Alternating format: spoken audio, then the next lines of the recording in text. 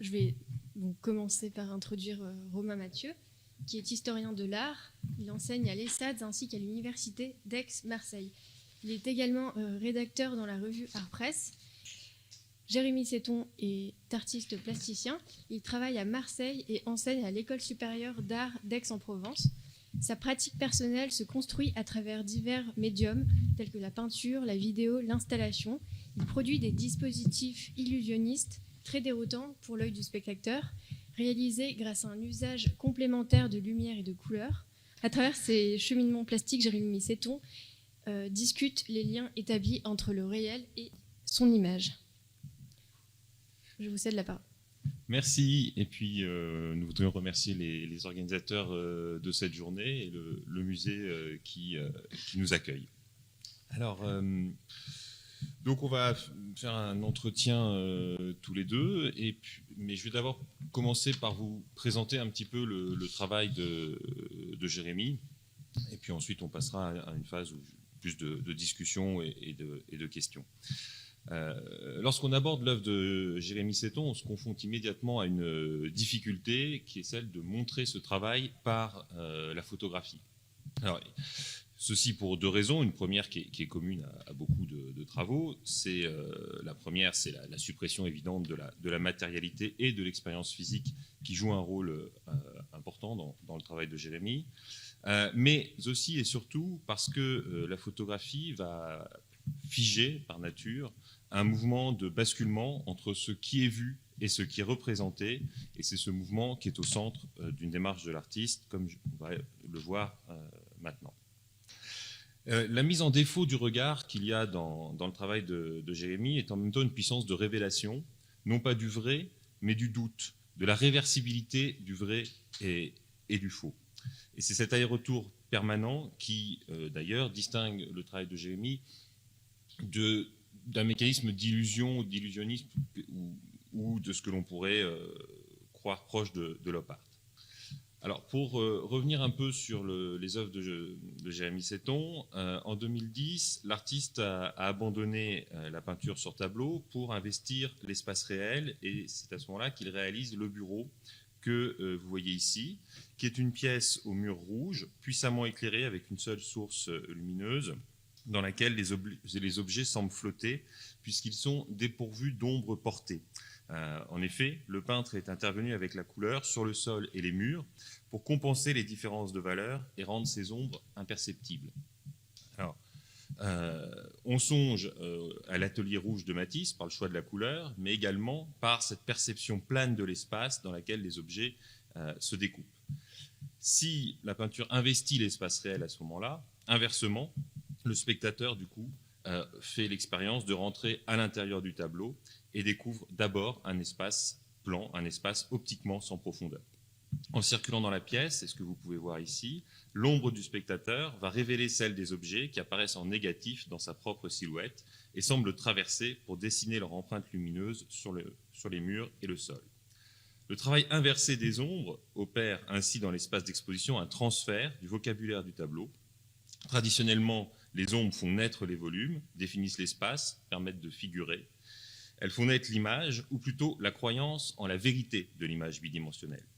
A contrario, dans la pièce, la perception du réel est troublée et vient se superposer à la perception de son image bidimensionnelle. Le regard passe de l'un à l'autre sans pouvoir se fixer. Tu peux enlever ton masque. Vous m'entendez là?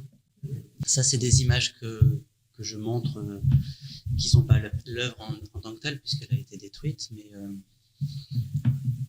là, on voit juste une pièce étrange qui est photographiée, mais évidemment, ce qui compte, c'est l'expérience de cette pièce. On ne peut pas rejouer aujourd'hui, mais on rentre dans un espace où il y avait une ampoule très violente, très forte au plafond, de 1000 watts.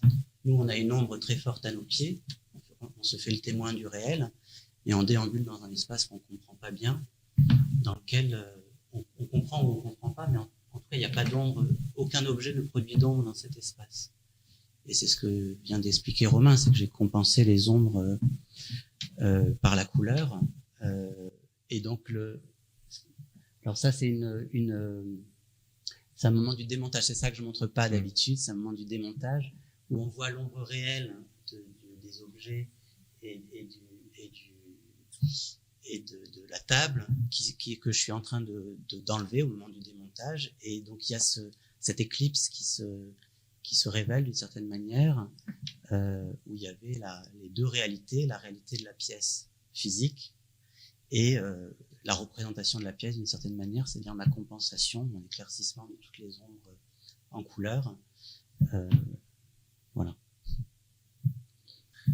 Par la suite, Jérémy va initier la série des bifaces, qui sont des volumes géométriques éclairés d'un seul côté et dont l'arête fait face au spectateur, découvrant dans la partie supérieure une seule surface de couleur qui semble abolir le volume.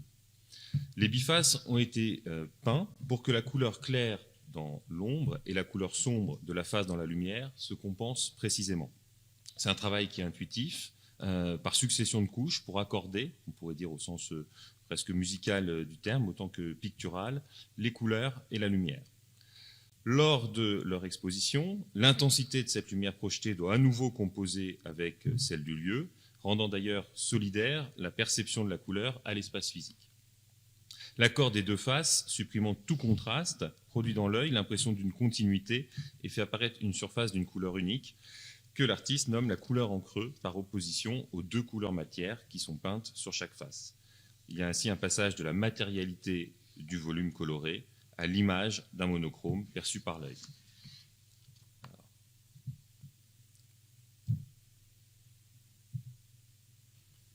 C'est une série des bifaces, donc peut-être qu'on reviendra dessus dans la discussion. Tracing Faces, qui est l'œuvre que vous voyez ici, réalisée en 2014, et on assiste dans cette œuvre à la projection d'une photographie en noir et blanc sur un panneau où l'artiste a compensé au fusain les contrastes d'ombre et de lumière.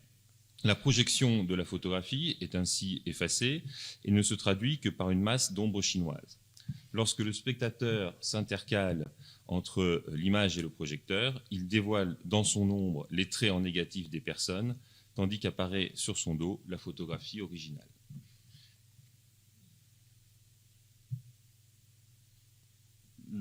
La projection sur le dos, tandis qu'on voit le dessin sur le mur.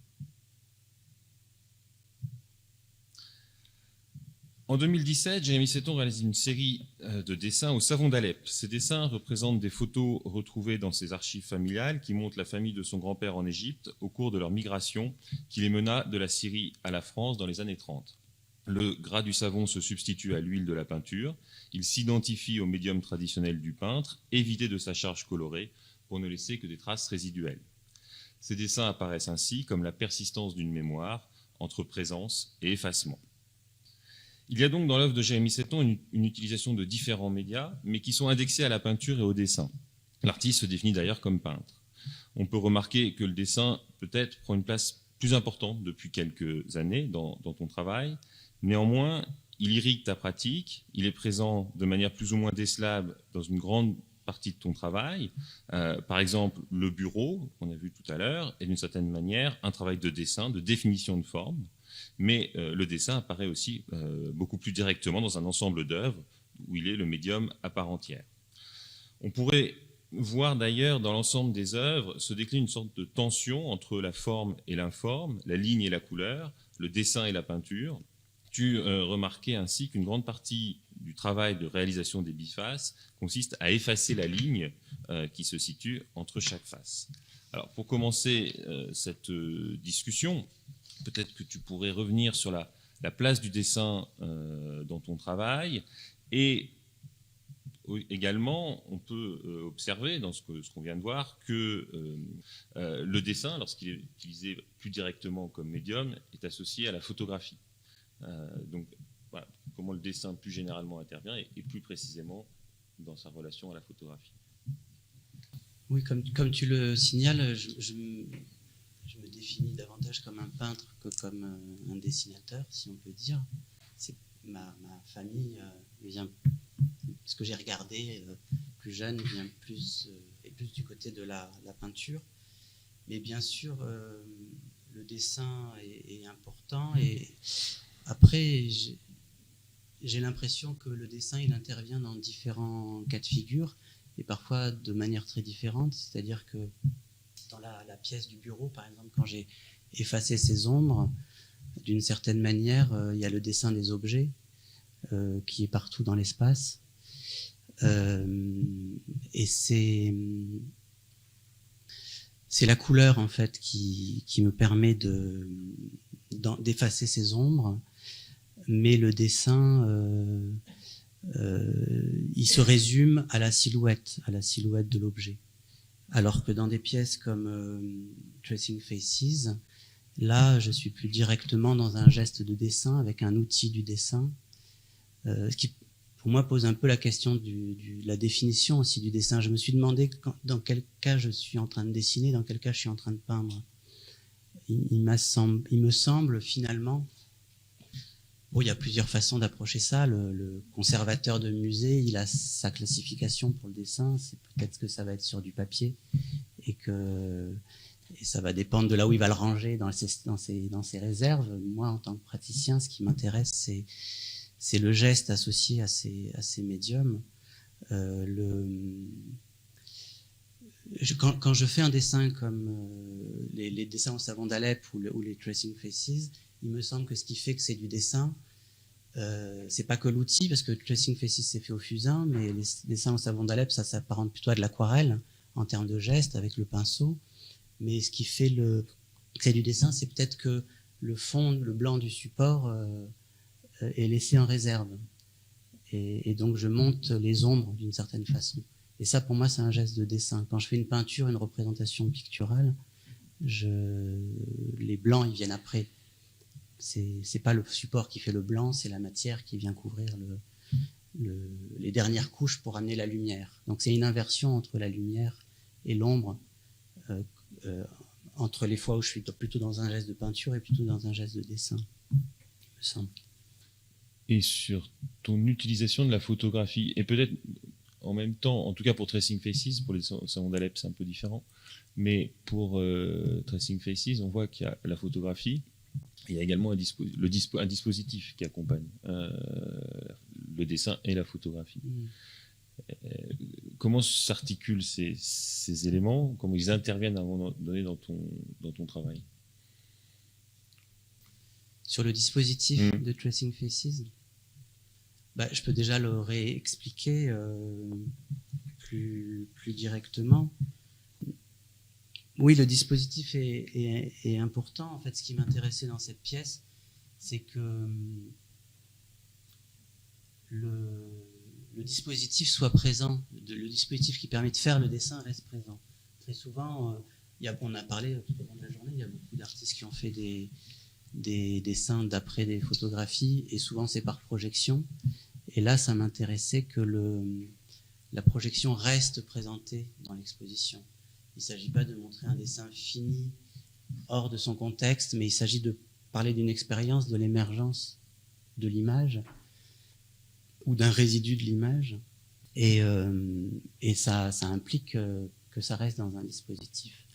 C'est aussi une manière d'affirmer que ce dessin qui est fait, il ne vient pas de nulle part, il vient d'une empreinte, il vient d'une source. Et c'est un peu comme dans le bureau où il y a la superposition du réel qui est la pièce, avec ma peinture qui est l'empreinte de la pièce sous l'angle de l'ampoule. Et là, où il y a le réel le réel. Qu'est-ce qui est plus réel, qu'est-ce qui est plus matériel? Est-ce que c'est la projection ou est-ce que c'est mon dessin? Ça, c'est à chacun de le percevoir comme il veut, mais en tout cas, il y a la superposition des deux. Mais cette utilisation de la photo associée au dessin, c'est une photo qui est également une photo qui est ancienne. Je ne sais pas si ça se perçoit là dans les images que j'ai montrées. Il y a quelque chose d'un écart temporel qui se perçoit immédiatement. Je me demandais comment puisque quand on regarde l'évolution de ton travail, tu étais d'abord sur des formes de présence, sans image, quand on voit les bifaces, notamment, et c'est après qu'intervient cette question de l'image photographique associée au dessin. Sur ce genre de projet, c'est important pour moi que ce vienne d'une image d'archive. Mais peut-être ça vaut le coup de montrer les deux images desquelles je suis parti pour parler de ça plus concrètement. Voilà. En fait, c'est plus simple, excusez-moi, de vous expliquer comment ça s'est passé, parce que sinon, je préfère être très concret. Je suis invité dans une résidence à ce moment-là, et juste avant, je suis retombé sur une photo de famille, de ma famille, qui m'intéressait beaucoup, et ça faisait pas mal de temps que je réfléchissais à cette image. Et d'un coup, tu peux montrer la suivante, s'il te plaît.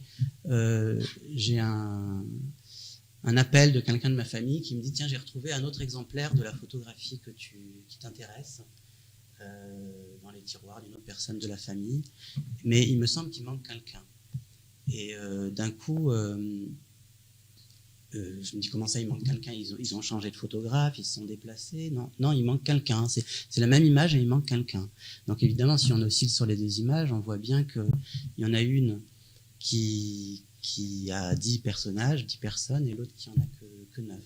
Donc il y a eu clairement ce qu'on appelait, je crois, un caviardage, un effacement d'un individu qu'on a vu dans des événements politiques il y a longtemps, mais qui dans une photo de famille est quand même plus étonnant. Et là, on remarque qu'il y a un faux buisson, un faux arbre, et que il y a sans doute quelqu'un, alors c'est une photo qui date de 1934, et j'ai estimé que la retouche avait été faite en 1937, par recoupement, par recherche, et il semblerait que un photographe peut-être, ou quelqu'un sans doute de professionnel, ait fait un geste de Photoshop avant l'heure et qu'il ait dessiné un faux buisson ou un faux arbre pour dissimuler un des personnages. Et j'ai eu envie que mon exposition réponde à ce geste d'effacement. C'est-à-dire que dessiner pour effacer. Il ne s'agit plus de dessiner pour faire apparaître, mais il s'agit de dessiner pour effacer. Et cette photo me renvoyait ce qu'on sait tous, une photo, c'est pas une présence, une photo, c'est une absence d'un individu. Pour moi, c'est un fantôme. L'image se comporte comme un fantôme, et d'un coup, ce fantôme au milieu des fantômes, celui qui est encore moins là que les autres, ou alors encore plus là par son absence, par le trou qu'il laisse, par le vide qu'il laisse, et ce paradoxe de la personne qui a dessiné pour effacer, tout ça était pour moi beaucoup d'éléments qui ont fait que j'ai voulu interroger ce geste. Et c'est là que j'ai commencé à créer mon dispositif. Je vous passe sur le temps d'élaboration du dispositif. C'est facile de dire, je vais projeter l'image et effacer cette image. En fait, c'est pas si simple. J'ai mis un éclairage moyen, il fallait que j'ai une lumière intermédiaire. J'ai projeté cette image sur le mur. Et j'ai commencé avec un fusain, à monter les noirs de l'image.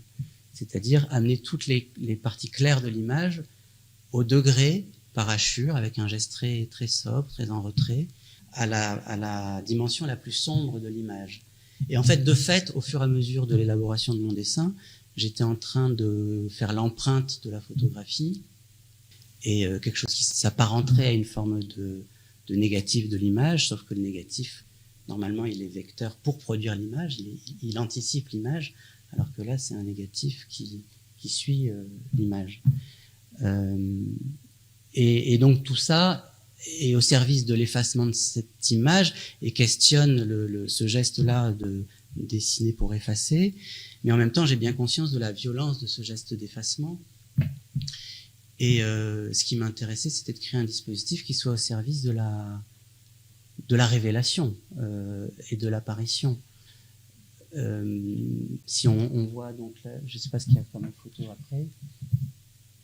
Alors bon, ça c'est encore, là c'est ce que je viens de vous décrire. Ça aussi, ça fait partie des images que je montre pas. Si je me permets là de vous montrer ces images-là, c'est parce que on n'est pas en présence de la pièce et que c'est une manière de montrer l'élaboration et le dispositif. Donc finalement, plus je dessinais dans mon temps de résidence pendant ce projet, plus je dessinais, moins il y avait d'images à voir. Plus mes hachures avançaient, moins il y avait d'images à voir. Et à la fin, cette image est complètement effacée, et l'exposition, c'est l'expérience de la réapparition de l'image. En fait, on efface, si on montre du coup de nouveau l'image neutre de l'exposition, donc l'image terminée, on est face à quelque chose qui s'apparente à une continuité grise, une silhouette de groupe, et en même temps très vibrante. On sent que c'est pas un monochrome fait rouleau. Il y a de la lumière, mais il y a du fusain, il y a tout ça en même temps. Et c'est comme si ce monochrome contenait en lui-même sa propre disparition et la propre émergence de l'image. Et ce qui m'intéressait, c'était que ce soit la personne, le regardeur, le visiteur, qui arrive avec son corps et qui vienne rentrer dans ce dispositif. C'est amusant de voir que les gens n'osent pas couper la projection, parce que c'est une espèce de tabou à couper la projection. Quand il y en a un qui se lance pour essayer d'aller voir de plus près ce qui se passe dans ce gris, il se rend compte que c'est dans son ombre qu'apparaît non pas l'image, mais l'empreinte et le résidu de l'image. Et non pas l'image dans sa totalité, mais une partie partielle de l'image. Et l'image dans l'image première, si on peut dire, enfin première, c'est une projection d'une image des années 30, donc c'est déjà une image seconde. Mais cette image projetée, en tout cas, elle se retrouve que dans le dos de la personne qui regarde. Donc cette personne ne peut jamais avoir accès à l'image. Elle n'a accès qu'à un résidu, et c'est qui est le dessin, hein, vous l'avez compris. Elle a accès qu'au dessin et pas à la photographie. Et c'est le déplacement de son corps qui permet de lui dire qu'est-ce que son œil va pouvoir regarder, ou avoir, quelle partie son œil va pouvoir avoir accès à l'image. Donc c'était pour moi une réponse à cette photographie. Il y aurait beaucoup d'autres choses à dire sur la source de cette image, sur la partie narrative autour de cette image, le pourquoi de l'effacement. Mais d'une certaine manière, ce que j'ai voulu garder avec cette installation, c'était la question du fantôme, en fait. C'était qu'est-ce que c'est qu'une image. C'est un fantôme, c'est une chose qui n'est pas là, et ce qu'on en voit, c'est toujours un résidu, une bribe. Après, ce que je dis pas là, c'est qu'il y a aussi un émerveillement de l'apparition de l'image, et moi j'aime beaucoup cet aspect-là aussi. Enfin, c'est aussi un aspect qui m'intéresse, c'est-à-dire le moment de la révélation. Pour ceux qui ont pratiqué la photographie argentique, il y a quelque chose d'extrêmement jubilatoire dans l'image qui apparaît, et c'est une installation qui transporte une certaine violence dans la question de l'effacement, mais qui en même temps génère quelque chose de l'ordre du plaisir aussi, de l'émergence de l'image, comme si on était dans la caméra obscura, ou comme si on était dans un dispositif de mémoire où on a le résidu, le bribe de ce qui reste de cette mémoire-là, et quelque chose symboliquement qui serait dans le dos, qui serait jamais donné à voir, qui serait la source de tout ça. Tu as dit beaucoup de choses peut-être sur lesquelles j'aurais envie de revenir, et peut-être pour ça j'ai utilisé une image que je t'avais demandé pour aujourd'hui, parce que je la trouvais intéressante, puisqu'elle met en relation les bifaces et les dessins au savon d'Alep, où il est aussi question quand même d'une âme sœur. On va en reparler après, tu vas expliquer, mais je trouvais que c'était intéressant cette photo d'exposition, parce que quelque part elle me permettait, moi, de visualiser d'une certaine façon ce qui relie ces différents travaux, qui est justement cette question de la relation à l'image et à l'absence dont tu viens de parler. Tu as parlé aussi du fantôme, puisque dans les bifaces, il s'agit bien d'une image qui nous apparaît, d'une image d'une surface monochrome,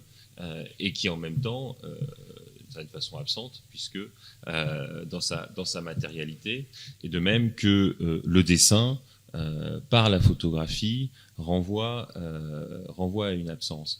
Et donc cette question de la présence et de l'absence, elle me semble assez essentielle dans ton travail. Tu m'avais dit un jour, quand j'écrivais un texte sur toi, tu m'avais dit que les spectres n'ont pas d'ombre dans la littérature, et c'était quelque chose qui t'avait marqué. Oui, en fait, déjà en amont de ces pièces-là, la pièce un peu inaugurale de ce cycle sur les 10 dernières années de travail, quand j'ai quitté le tableau, comme tu disais, ça a été cette pièce du bureau. C'est-à-dire dans le bureau, il y avait ce fantasme un peu du peintre qui quitte le châssis et qui quitte le tableau, et où on va faire un espace entier dans lequel on va rentrer. Et il y a ce vieux fantasme du peintre, en tout cas de ce que j'étais moi comme peintre, qui consistait à comment on peut rentrer dans le tableau. Et effectivement, j'avais lu un peu la littérature 19e, vu des choses, et ce rapport à Peter Schlemihl, L'homme sans ombre, ou les fantômes qui n'ont pas de reflet. On a parlé de Narcisse tout à l'heure, évidemment, tout est là, hein, les fantômes qui n'ont pas d'ombre. Je me suis dit, moi, si je voulais faire une peinture dans laquelle on rentre, oui, il y a les wall paintings, il y a des salles entières couvertes de peinture, il y en a plein dans l'histoire de l'art contemporain et récent, et c'est très bien, mais moi, si je voulais rentrer dans le tableau, qu'est-ce que je devrais faire à l'espace, au-delà de le colorer, puisqu'a priori on peut considérer que la peinture est du côté de la couleur, mais au-delà de colorer l'espace, qu'est-ce que je devrais apporter comme modification à cet espace pour qu'on ait une sensation. Je parlais de sensation tout à l'heure, ça ne se passe pas que dans la tête, c'est aussi une sensation corporelle, physique, de faire une transition vers quelque chose qui est plus la réalité connue du quotidien, mais qui est une réalité, comme si on rentrait dans une peinture. J'imagine que les sensations ne seraient pas les mêmes. Et là, donc, pour en revenir à ton histoire d'ombre, c'est l'ombre qui m'a permis de faire le trait d'union entre l'espace de la peinture et l'espace du réel. Parce qu'un réel privé de ses ombres, c'est un réel qui n'est plus un réel, c'est un réel qui s'apparente à une image. Et comme tu le dis dans la littérature, les fantômes n'ont pas d'ombre, les spectres n'ont pas d'ombre, donc les spectres, ça implique la lumière, parce qu'ils sont là et pas là à la fois, la lumière leur passe à travers, parce qu'ils sont pas là, et en même temps ils sont là parce qu'on les voit, mais comme la lumière leur passe à travers, ils produisent pas d'ombre. Moi, c'est comme ça que je l'ai compris.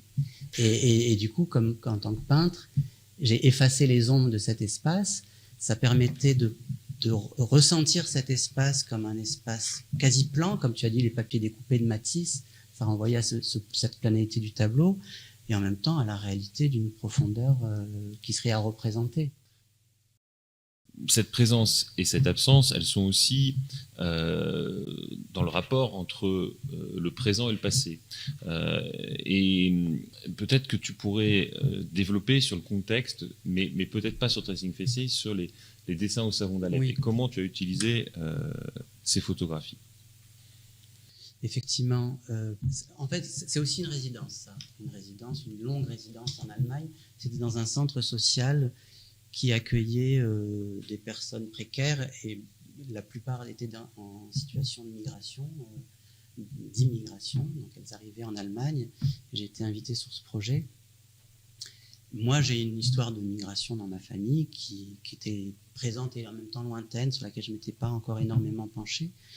Et il se trouve qu'on était en plein siège à Alep à ce moment-là. C'était en 2016-2017, vraiment au moment l'apogée de ces événements politiques, graves. Et je suis parti en Allemagne, sachant que j'allais travailler dans un centre social d'accueil de migrants avec les gens sur place qui allaient m'aider à monter cette exposition, avec lesquels il y avait un partenariat qui allait se faire. Et moi, je suis parti avec une caisse de photos de famille que j'avais jamais regardée, que j'avais tirée des poubelles au moment de la mort de ma grand-mère. Et je suis arrivé avec ce bagage-là et cette guerre qui était en train d'éclater. Et je savais que mon père était né en Égypte, et en partant, mon père me dit « Mais tu sais que… » donc mon grand-père était aussi né en Égypte, mais il m'apprend que mon arrière-grand-père était né à Alep. Et je me retrouve dans ce contexte avec toutes ces couches-là. Et je dis, mais moi d'Alep, je connais rien. Donc je vais rencontrer ces gens, on parle un peu. Alors, ils venaient de tous les pays du monde, hein, pas que de Syrie. D'ailleurs, assez peu de Syrie à ce moment-là. Et je dois me dépatouiller un peu de toutes ces strates que j'ai dans la tête. Et je me dis, je connais rien, je connais que cette espèce d'ambassadeur qui est ce savon. Alors, ça paraît évident, là, mais ce savon qui va partout dans le monde. Et j'apprends à ce moment-là que les usines du savon d'Alep, du savon qui sont faits à Alep, sont en train de quitter Alep à cause de la guerre. Donc ça fait beaucoup de choses. Et machinalement, j'ai commencé à faire des dessins de certaines photographies, un peu comme ça venait, des photos de famille. Et j'ai utilisé le savon comme un pain d'aquarelle à dessiner avec de l'eau et du savon, c'est-à-dire sans peinture, sans matérialité, sans picturalité dans son épaisseur, avec la connaissance que dans certaines techniques très anciennes de peinture, on mettait un brin de savon pour faire tensioactif, pour mélanger mieux le pigment avec le liant. Donc, je vais retirer à la couleur, à la peinture, tout ce qui est la peinture, et ne garder que ce petit élément qui sert à rien pour faire des images d'archives personnelles, d'archives familiales. Et en fait, au moment où je mouille la surface, l'ombre, les images sont très contrastées, le support est mouillé, mais l'image s'évapore, parce qu'en séchant, elle s'évapore. Normalement, il ne reste rien. Si on dessine à l'eau, c'est des panneaux de bois, c'est des supports en bois, normalement, il ne reste rien. Mais là, il va rester que ce résidu gras, c'est-à-dire le rien du tout de la peinture. Et donc, ça a produit des images qui ne sont pas des pleines images, d'une certaine manière, mais qui sont là encore des résidus d'images, qui sont des images évaporées, au sens premier du terme. L'eau s'est évaporée. Et il reste que ces bribes de traces d'images qui sont dues à l'accumulation des quelques couches que j'ai mises, où à chaque fois, ça laisse un tout petit peu plus de résidus gras et ça me permet de monter mes ombres. Mais sur le choix des images, parce que je crois que c'est aussi là-dessus que tu portais ta question, en fait, moi, je produis peu d'images, ce qui fait peut-être aussi une différence avec des choses qu'on a entendues aujourd'hui. L'installation de Tracing Faces, c'est presque une année de travail pour en arriver là, avec beaucoup des dessins préparatoires et de choses comme ça. Et les images au savon d'Alep, je crois qu'il y en a 8 ou 9, qui correspondent à des choix de photographie que j'ai pris dans les centaines d'images que j'avais dans ces albums photos. Mais je voulais pas me faire un spécialiste de l'image au savon, j'en fais des kilos et ça produit des images. À chaque fois que je pense que je fais une image, que je choisis une image pour en faire une pièce, plus exactement, il y a un choix, il y a une espèce de nécessité ou d'évidence qui s'instaure au fur et à mesure de ma réflexion. Je ne pourrais pas appliquer ça à n'importe quelle image extraite de je ne sais où. Là, en l'occurrence, il s'agissait de ne garder des quelques images que j'avais dans cette boîte que celles qui étaient à la fois des moments familiaux d'une famille qui venait de Syrie, qui était en Égypte et qui partait en France, donc les migrants dans toutes leurs dimensions, ce qu'était ma famille, mes grands-parents, et qui faisait réponse à l'énorme quantité d'images médiatiques qu'il y avait à cette période-là dans les médias qui couvraient la guerre à Alep et qui, moi, me mettait très mal à l'aise. Je trouvais qu'il y avait un grand voyeurisme ou obscénité, je ne sais pas comment le qualifier là, mais dans les images qui circulaient sur Internet, dans les médias, à la télé. Et je me disais, mais moi, je ne veux pas prendre des images actuelles dans les médias pour les dessiner avec ce savon, cette espèce d'ambassadeur, la seule chose que je connais de ce pays. Je choisis de ne pas faire ça. Je veux choisir mes images d'archives où je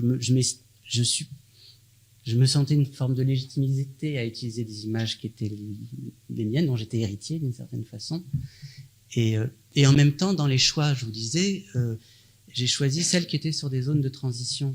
C'est-à-dire que si on remonte les images au savon d'Alep, il y en a qui se passent en bord de mer, il y en a qui se passent dans la montagne, il y en a qui se passent sur une grille. Et c'est que des images où, en général, c'est mon grand-père avec sa famille qui déconnent, qui se marrent, qui sont dimanche à la campagne et qui sont des images de famille comme on en a tous dans des kilos dans nos archives personnelles. Et en même temps, celles que j'ai sélectionnées, celles que j'ai choisies, c'est celles qui faisaient un peu écho à une médiatisation que je trouvais, une couverture médiatique que je trouvais contestable, en tout cas effrayante. Et j'avais l'impression que dans ces choix d'images, quand on voyait ces peintures, ces dessins au savon, on voyait l'image que je montrais, mais on n'arrive jamais vierge face à une image. On arrive avec ce qu'on trimballe dans l'esprit et avec ce qui nous environne dans la période dans laquelle on est. Et donc là, il y avait en même temps les images de la guerre qui pouvaient faire écho à ces images, mais ça n'en était pas. Excusez-moi de vous interrompre. On va peut-être poursuivre le dialogue avec le public.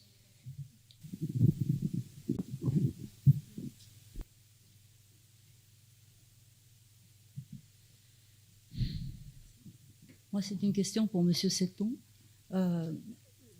Pour la présentation, on a utilisé tout à l'heure, ce matin, le mot de leurre.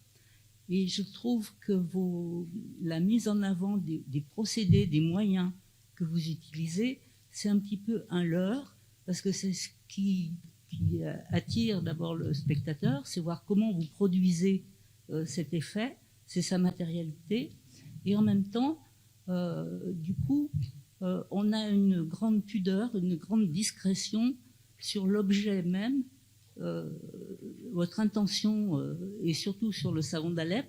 On a les photos de famille qui sont derrière et qui sont très peu exprimées, qu'il faut aller chercher. On voit ce que vous avez voulu dire avec l'immigration et les choses comme ça. Et en fait, il faut traverser ce leurre, qui est le moyen par lequel vous pouvez présenter ces choses qui sont de l'ordre de l'émotion et qui sont derrière.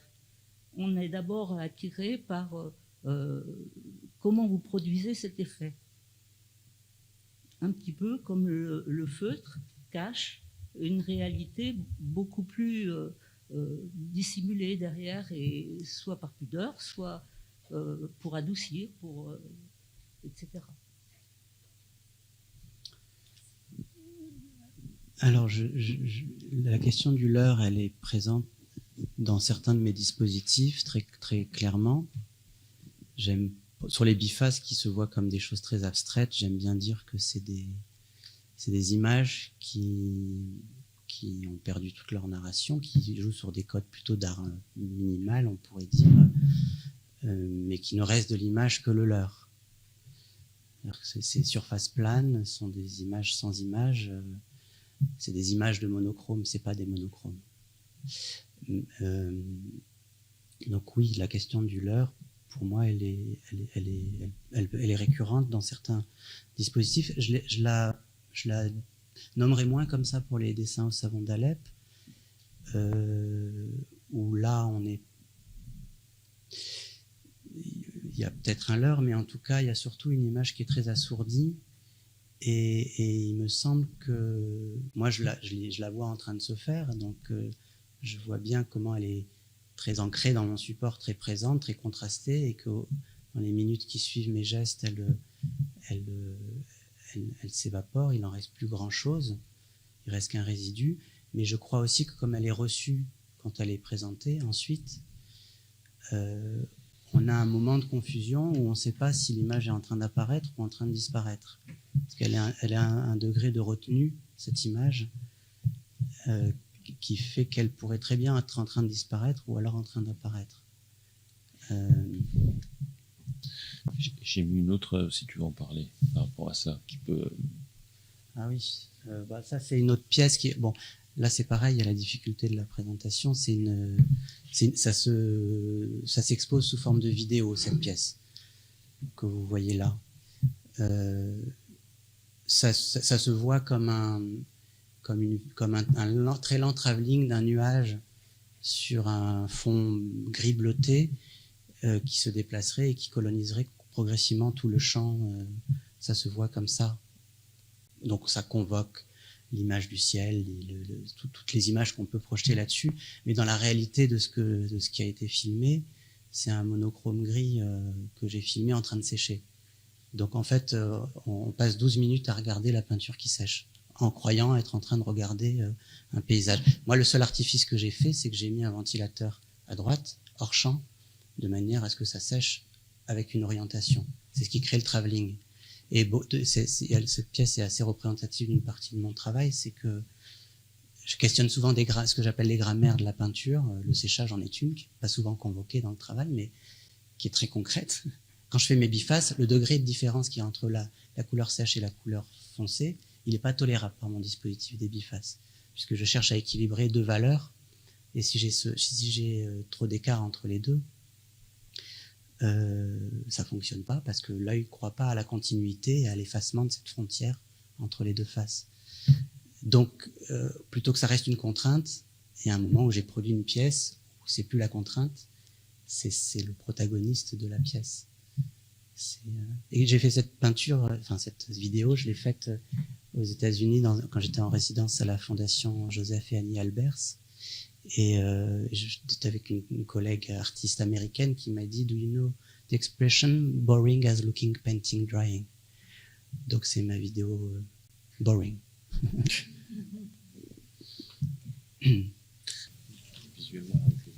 Oui, c'était pour revenir sur cette notion, ce mot de l'heure.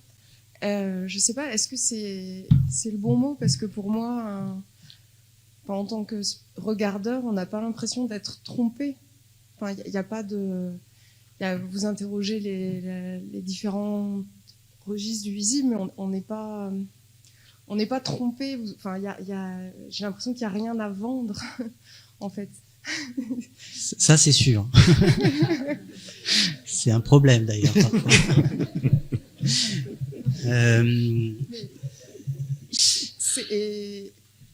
Enfin, ça, c'est pas vraiment une question, mais en deuxième partie, il y a cette...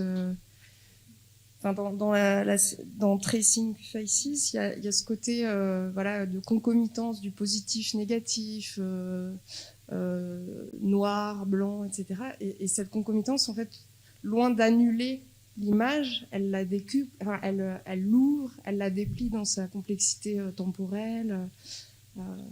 Et il y a voilà, cette question du fantôme, enfin, et d'ailleurs fantôme photon, enfin, avec il y a phonétiquement une sonorité qui est voilà, avec ce corps présent qui va venir arrêter les photons et faire apparaître ces différentes couches dans l'espace. Ouais, c'est très touchant. Ouais, c'était pas une question.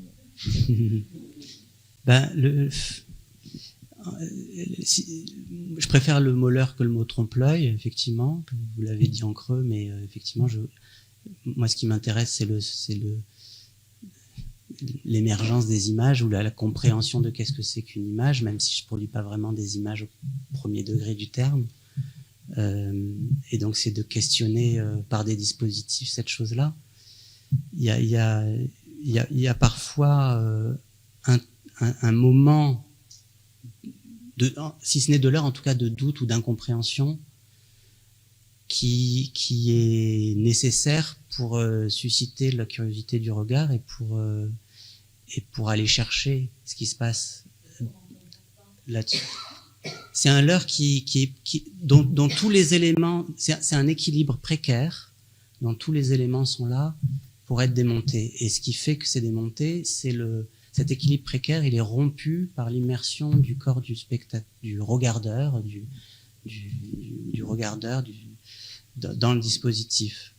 Il vient mettre un caillou dans cet équilibre précaire que constitue l'objet peint, la lumière, l'espace, comment la lumière est renvoyée dans cet espace.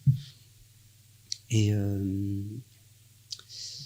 donc il y a un moment de doute, un moment à résoudre qui peut être résolu, mais ce que je crois, enfin ce que j'espère, c'est que quand il peut passer par la compréhension, il peut être résolu, mais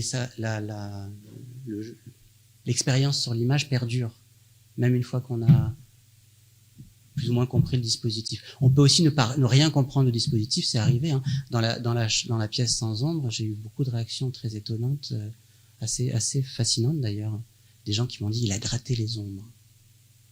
Je trouvais ça fascinant. J'ai essayé de me représenter, qu'est-ce que ça voulait dire. Il a gratté les ombres. Ou il a mis du citron. Alors ça renvoie à des vieux fantasmes voilà. Non, j'ai dit, moi j'aurais répondu, je suis peintre, je suis pas magicien. Donc j'ai cherché par la couleur à faire l'inverse de ce que je faisais quand je faisais les tableaux. Quand je faisais des tableaux, je créais du leurre aussi de l'image et je cherchais des rapports colorés, souvent ombre-lumière, pour créer du volume, créer de la profondeur. Quand je suis sorti du tableau pour rentrer dans l'installation, enfin dans ces dispositifs qui questionnent ces choses-là, d'une certaine manière, j'ai fait l'inverse. j'ai cherché à retirer quelque chose de la profondeur, retirer de l'information, là où on en ajoute sur le tableau blanc, de manière à retourner à un endroit qui questionne l'image et qui questionne le tableau lui-même, finalement. C'est justement dans cet espace de doute et de questionnement que, comme il y a quelque chose qui est non résolu, et vous interrogez ces régimes de visibilité, il y a quelque chose qui est de l'ordre de l'image reste dans la zone, enfin, ce que Marie-Josée Monzin appelle la zone. Enfin, il y a du sens en réserve, il y a de la puissance indéterminée qui est là, mais qui n'est pas survisibilisée et enfermée. Voilà.